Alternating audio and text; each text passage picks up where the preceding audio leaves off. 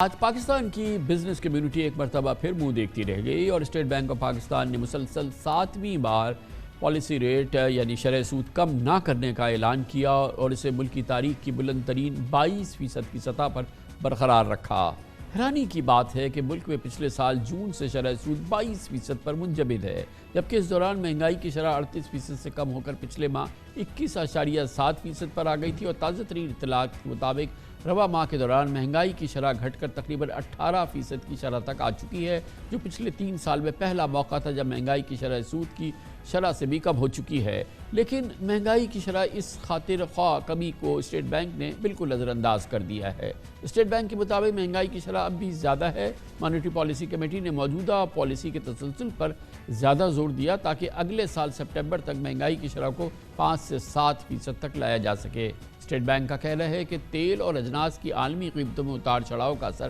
مہنگائی کی شرح پر آ سکتا ہے۔ اس کے علاوہ توانائی کے گردشی قرضوں، ٹیکس کی شرح پر مبنی مالیاتی استحکام اور بجٹ سے متعلق آنے والے اقدامات کے بھی مہنگائی پر اثرات پڑ سکتے ہیں۔ ان خطرات کو دیکھتے ہوئے شرح سود میں تبدیلی نہ کرنے کا فیصلہ کیا گیا۔ دوسری جانب پچھلے 11 مہینے سے 22% کی شرح سود اور گیس بجلی کی قیمتوں نے کاروباری لاگت کو آسمان پہ پہنچا دیا ہے اور ایسے میں ملک کی معیشت کا پہیہ کیا خاک چلے گا۔ اس موضوع پہ بات کرتے ہیں اور اس کے لیے ہمارے ساتھ موجود ہے پاکستان کی بزنس لیڈرشپ کو بہت لیڈ کرتے ہیں، بہت ہی امپورٹنٹ بزنس لیڈر ہیں، چیئرمین ہیں عارف حبیب گروپ کے، جناب عارف حبیب ہمارے ساتھ موجود ہیں۔ بہت بہت شکریہ عارف بھائی۔ یہ بتائیے گا کہ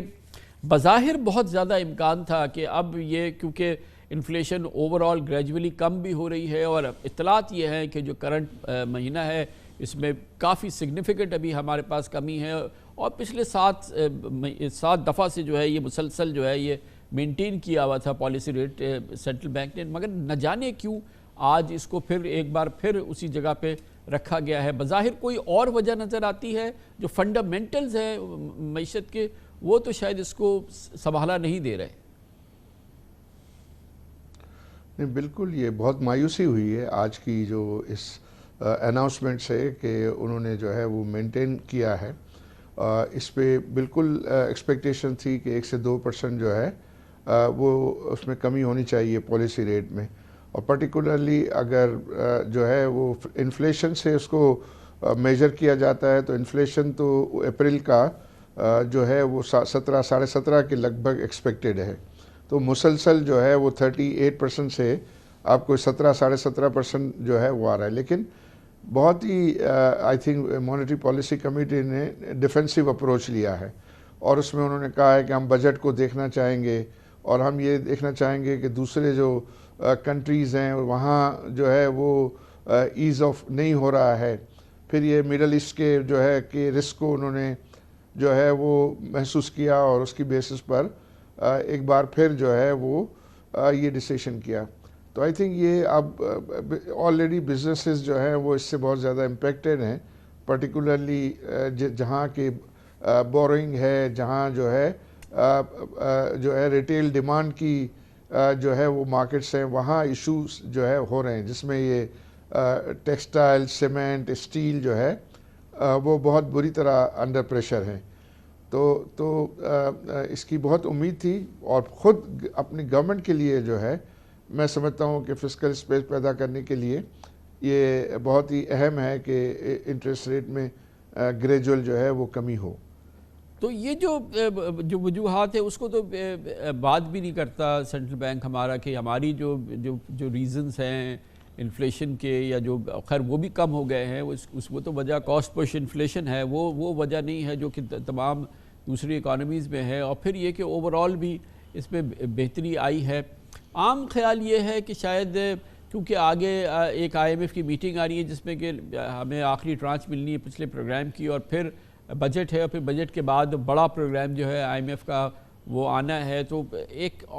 جیسے آپ نے کہا کہ ڈیفینسو پوسچر رکھتے ہوئے یا یہ کہ کاشس ہوتے ہوئے نہیں کیا گیا ہے، لیکن اگر یہ اگلے 3-4 مہینے کم نہیں ہوگا تو اکانومی کو تو مزید بہت زیادہ لاس ہوگا، اور پھر یہ جابس کریٹ نہیں ہو رہی ہیں، ظاہر ہے کہ گروتھ نہیں ہے کسی نام کی، تو اس کی تو بہت بڑی کاسٹ ہوگی ہمیں دینی پڑے گی۔ آئی تھنک یہ بزنسز کو بھی اور زیادہ ہٹ لگ جائے گا اور خود گورنمنٹ کے فائنینسز کو بھی جو ہے اور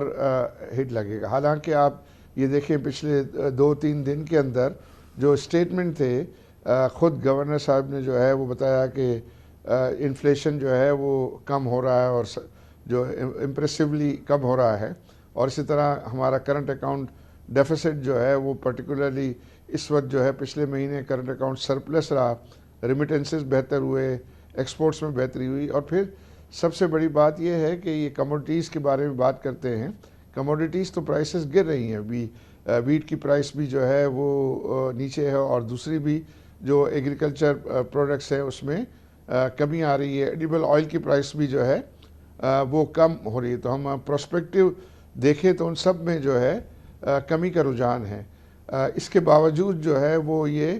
ڈیسیشن کو پوسٹ پون کرنا آئی تھنک ڈیفینیٹلی یہ مایوسی کا باعث ہے۔ اور اگلے 2-3 مہینے بھی اب امکان نہیں ہے عارف بھائی کہ اس میں کوئی اس کو ریویو کریں گے یا یہ کہ اس میں کوئی کمی ہو جائے گی؟ نہیں، آئی تھنک پھر یہ اب جون میں جو ہے وہ next monetary policy committee meeting جو ہے وہ ایکسپیکٹڈ ہے، آئی تھنک شاید کوئی 10 جون کے قریب ہے، اور وہ بجٹ جو ہے لیٹسٹ میں سمجھتا ہوں کہ جون کے فرسٹ ویک تک جو ہے وہ اناؤنس ہونا چاہیے، تو آئی تھنک اس وقت تک اور مزید جو ہے کلیئرٹی آئے گی، خاص طور پہ مجھے لگتا ہے کہ کموڈٹیز کی پرائسز جو گری ہے اس کا امپیکٹ جو ہے ہم آلریڈی سنتے ہیں کہ ویٹ کی پرائس جو ہے وہ کافی کم آ گئی ہیں، انٹرنیشنلی بھی جو ہے وہ کم آ گئی ہیں، کارن کی پرائسز ہیں، ایڈیبل آئل کی پرائسز ہیں، ان سب میں جو ہے وہ ڈکلائن ہے، وہ اور زیادہ میں سمجھتا ہوں کہ اگر وہ جون کی میٹنگ کر رہے ہوں گے تو اور زیادہ ڈیٹا جو ہے اس بات کو سپورٹ کریں گے کہ یہ جو ہے اس میں پالیسی ریٹ کی کمی کا کیس جو ہے وہ زیادہ اسٹرانگ ہو جائے گا میری نظر میں۔